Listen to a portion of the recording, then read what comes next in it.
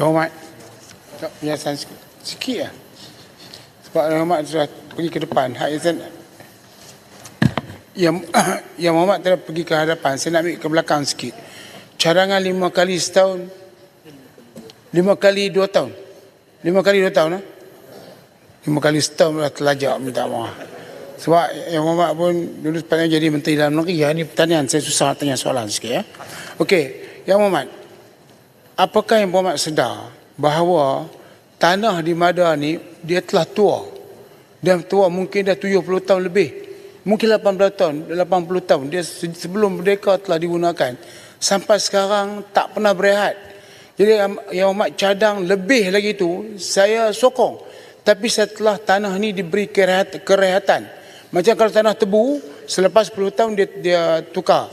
Tapi kita dah 80 tahun tidak pernah direhatkan, dan tanah ni makin teruk kerana digunakan racun, digunakan sebagainya. Itu sebab kalau kita masuk kawasan Mada, kaki kita akan masuk atas lutut, kaki tenggelam. Jadi kita hanya bertahan. Sekarang ni semua peringkat hanya mampu untuk dapat 1.5 tan serlur. Jadi yang Mak sebut yang tinggi itu, setengah tempat yang senang dapat air, okey. Tapi pada keseluruhannya itulah yang kita dapat, 1.5 tan ke 2 tan. Jadi apakah Yang Berhormat bercadang untuk merehatkan tanah Mada selama 2 tahun? Dan kerajaan bayar semualah. Tapi kerajaan tak payah bayar pun. Subsidi yang ada tu bagi kepada petani, dan petani rehatkan tanah 2 tahun untuk tanam yang lain selain pada padi, supaya tanah itu kuat balik. Jadi orang pun kalau dah umur 70 tahun dia tak boleh melahirkan anak lagi lah. Lebih kurang macam tu. Jadi kalau padi kita paksa, kita gunakan baja dan racun, tapi masih dia tak boleh bertahan sebab tanah terlampau lama. Terima kasih. Ya, saya sokong hasrat kementerian untuk meningkatkan pengeluaran beras tempatan. Lately ini pengeluaran kita menurun, walaupun dulu dikatakan 60%, sekarang is less than 60% daripada SSL. Itu merupakan hakikat. Dan kementerian perlu sokongan daripada semua pihak swasta, kerajaan. Kalau nak buat 5 kali 2 ni, 5-2, pendekatan 5-2 ni, sebagian besar daripada ampangan saliran yang ada di jelapang padi sekarang ini perlu ditabaik pulih. Dan peruntukan yang dibuat secara piecemeal sekarang ini, datang 1 juta, 1 bilion, 500 juta, tak mencukupi untuk membaik pulih keseluruhan sistem pengairan yang diperlukan untuk membaik pulih sistem saliran dan pengairan yang ada sekarang. Itu satu yang perlu dibuat. Satu perkara untuk yang Menteri, pihak kementerian ada kapasiti untuk menambah baik benih padi. Mardi perlu diberi peruntukan untuk membuat penyelidikan menyeluruh secara terperinci untuk mengeluarkan benih padi yang lebih berkualiti. Di Sekincan satu ketika dulu yang Mohd Menteri. Ringkaskan, jangan ambil masa. Sekincan sebelum ni pengeluaran yang tertinggi. Tapi lately mereka juga kurang daripada 10 tan kerana adanya digunakan padi hybrid, benih padi hybrid yang adulterated over time. Jadi itu merupakan perkara yang perlu diambil. Pengumuman KPLB nak develop Sarawak tanah Sarawak ni untuk padi, dah berapa kali dibuatlah sebelum ni. Pengumuman KPLB juga mengumumkan akan di-develop jelapang padi baru di Sabah. Tetapi kita tak nampak hasrat ini disusuli dengan tindakan dari segi peruntukan dan dana yang diperlukan. Terima kasih. Sikit yang Pak Menteri, boleh? Sekincan. Ya. Sabak Bernam. Sabak Bernam. Kawasan Bernam. Ini disebut Sekincan banyak kali, Tuan Yang Pertua. Bila bercakap berkaitan dengan 5 musim 2 tahun, satu pertanyaan saya lah dari segi varieti padi. Dari segi persiapan kita, infra, okey, mungkin dalam perancangan. Tapi dari segi varieti padi kita, kalau ikut di Thailand antara 80 hingga 85 hari. Vietnam 75 hingga 80 hari. Tetapi kita 110 hari ke 120 hari. Jadi kalau kita nak mencapai tahap 5 kali 2 tahun, varieti padi kita mesti menyamai bagaimana tempoh matang padi di Vietnam, Thailand ataupun di Indonesia. Terima kasih, Yang Berhormat Menteri. Terima kasih. Terima kasih. Oh, nampaknya pakai tak jawab lah. Abang tak jawab, tak jawab. Silakan. Okey, jawab Ini kami.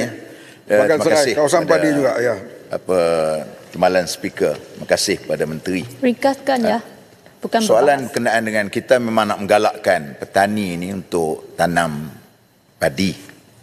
Tapi realiti yang di bawah sana kita tengok petani hari ini sebenarnya berada di paras kemiskinan dah. Kalau cara mereka dah give up, nanti mereka tinggalkan. Di tempat saya dah banyak tanah-tanah sawah yang ditukar kepada tanam sawit. Cuba kita tengok contoh dia. Bagus berkenaan dengan harga kawalan benih. Tahun 2023, RM2.25 untuk 1 kilo. Kemudian, dalam masa yang sama kita dapat lihat skim subsidi harga padi 36 sen. Datang tahun 2024, kawalan runcit benih pula naik lagi RM2.80 sekilo. Sedangkan skim subsidi harga padi hanya naik 26 sen, iaitu 50 sen 1 kilo. Harga kawalan benih ni pula dulu RM2.25, naik RM2.80, naik 55 sen. Sedangkan subsidi hanya naik 26 sen. Jadi macam manakah kita dapat tengok, ni tak masuk lagi dengan input-input baja, racun dan sebagainya. Satu.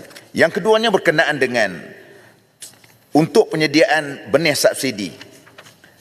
Kerajaan berikan RM20.60 per beg untuk 20 kilo benih untuk kepada penyedia benih ni tadi. Yang kita tahu yang penyedia-penyedia benih ni mereka dah dapat pun RM20.60 per beg, walaupun sepatutnya jual dengan harga RM32 harga yang ditetapkan. Tapi berlaku di pasaran sana RM58 hingga RM60 kepada petani. Persoalan saya ialah ada dari kalangan petani-petani yang ada inovasi sendiri yang mereka buat benih sendiri, walaupun cara haram sebenarnya tak dibenarkan, kita tahu. Tapi mereka paksa buat kerana benih yang mereka dapat tu tidak ada kualiti. Sedangkan hak penyedia benih itu pula dapat subsidi sebanyak RM20.60. Petani hak yang buat benih sendiri tak dapat apa-apa. Jadi ini satu perkara yang perlu dipikirkan untuk kita nak cakap tentang reformasi. Wahai Puan Presiden. Satu hari kita ceramah di satu pentas.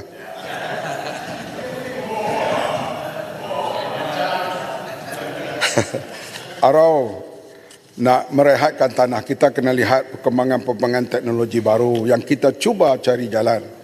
Pandangan universiti, pandangan Mardi, pandangan Universiti Putra terhadap tanah dan sebagainya, kita kena ambil perhatian. Begitu juga kita lihat di antara negara di dunia yang paling maju dalam pertanian, iaitu Taiwan dan Holland. Mereka tak ada pun rehatkan tanah itu. Cuma teknologi-teknologi baru diperkenalkan. Dan sekarang kita akan bergerak ke arah itu.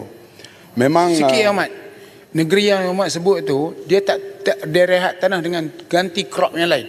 Saya duduk di Holland 2 tahun belajar master di sana. Saya tahu dia rehatkan tanah, dia tukar kepada tanaman lain. Dia tak pakai tanaman yang sama sebab dia nak bagi rasa lah tanah merasai benda baru lah. Dia pembajaan teknologi, misalnya di Bumbung 5, di antara kawasan yang lama, tanah situ tidak direhatkan. Tetapi Bumbung 5 di antara kawasan yang penghasilan padinya tinggi, seperti di Sabak Bernam. Dan saya sebut tadi, di Pasir Putih, di Kemasik ini, sampai pergi kepada 10 tan. Begitu juga di sempadan Kedah Arau, yang dapat 10 tan juga. Karena cara pembuatan, cara menguruskan. Jegeluh ini banyak sebab. Di antaranya kita menggunakan mesin untuk menuai padi itu, mesin yang terlalu berat.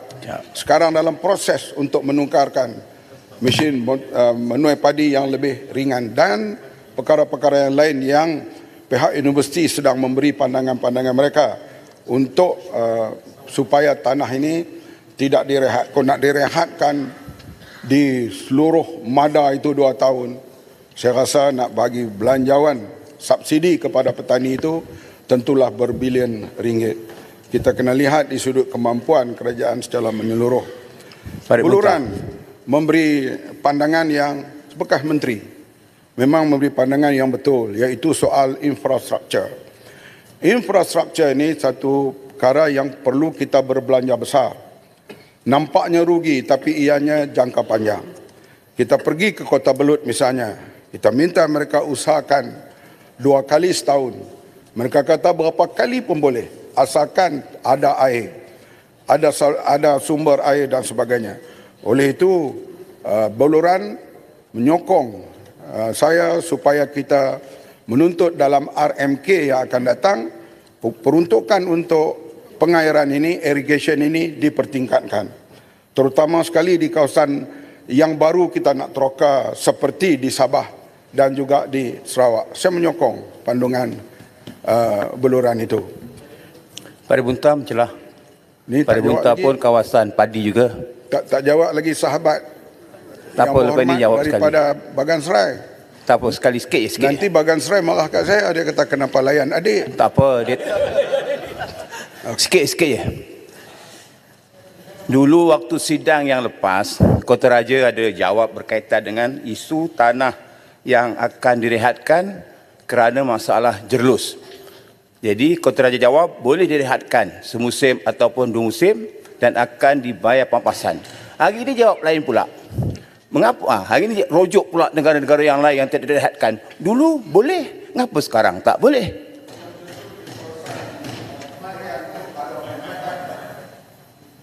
Tanah jerlus di kawasan Krian itu ada peruntukan. Saya jawab secara bertulis. Ada tahun ini untuk pampasan tanah jerlus di Krian itu. Okey, terima kasih. Saya tunggu. Tanya bagilah orang jawab habis dulu ini. Ada bahagian Ucap jerlus. terima kasih tadi. Jadi yang bahagian benih padi dan sebagainya itu adalah perkara berterusan dan kita ambil perhatian secara serius hal seperti itu. Tentang kekurangan kawasan sawah, kita hilang 20,000 hektar Bagan Serai, di antaranya tukar tanaman, perumahan dan terbiar kerana generasi muda tidak mau meneruskan kerja-kerja sawah itu. Oleh itu kita buat tumpuan sekarang untuk memulihkan keadaan itu. Di antaranya seperti di Melaka, di Negeri Sembilan, di Johor. Dan pemulihan itu kita nak bersama dengan kerajaan negeri. Baru ini saya ke Melaka termasuk menteri besar, ketua menterinya dan juga exco-nya berjanji dan bersama untuk memulihkan sawah-sawah terbiar itu yang jumlahnya agak luas dapat menampung penanaman padi pada masa yang akan datang. Tentang penurunan 56% padi beras sekarang ini kerana DOSEM minta supaya perkiraan dibuat cara baru, iaitu benih tidak dimasukkan dalam kategori beras, maka ditolak hal-hal itu, maka kita tinggal 56%. Sebab itu usaha secara intensif sekarang ini dibuka kawasan baru. Khasnya sebut di 3 negeri tadi, di Sabah dan di Sarawak. Sarawak saya sebut di sini kerana Premiernya sendiri mengumumkan peruntukan 500 juta pada tahun depan khas untuk padi. Dan PKPM akan terus bekerjasama apa saja bentuk untuk merealisasikan, iaitu Sarawak akan membuka 5,000 hektar sawah, 5,000 hektar sawah dalam masa yang terdekat ini, dan Sarawak berazam sampai mereka boleh mengeksport beras pada 2030 nanti. Itu azam, berjaya atau tidak bergantung kepada usaha-usaha kita bersama.